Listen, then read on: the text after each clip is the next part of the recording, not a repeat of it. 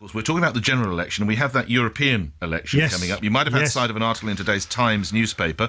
The Lib Dems face the disastrous prospect of losing all their MEPs at the European election. One of your most senior figures admitted. This is Tim Farron, the Lib Dem president, warning the party now faces, his words, the fight of our lives. Losing its MEPs would be a huge embarrassment for your party, Britain's most pro-European party. Those elections are on the way. UKIP is doing incredibly well, it would appear, from the polls. They did very well in that most recent by-election.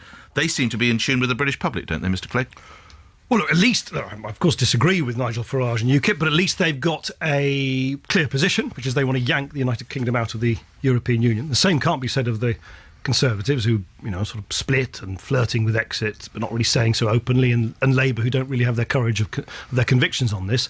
So there's a clear choice, isn't there? UKIP won out. I am the leader of the party of in, because I believe being in Europe means being in work. Over 3 million jobs in this country, directly or indirectly, depend on us being in the European Union. So that is a big choice.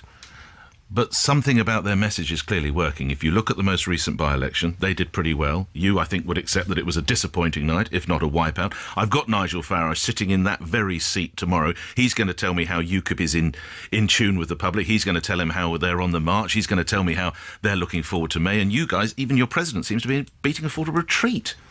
Well, I'll tell you what I'll do. I will, not least since you have Nigel Farage on the programme tomorrow, I will challenge Nigel Farage to a public, open debate about whether we should be in or out of the European Union, because that is now the choice facing this country, and he is the leader of the party of out.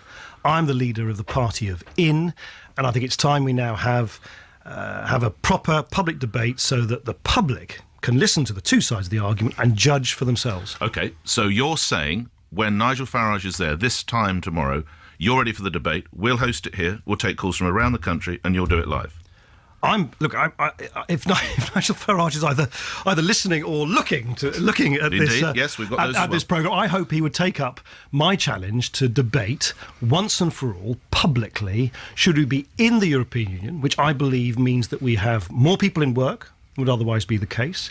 We keep ourselves safer because we can go after cross-border crime and terrorism. It means that we can look after the environment in the way that we can't on our own. Or do we do what UKIP want, which is to pull ourselves out of the European Union and so jeopardise millions of jobs in this country? That's the choice.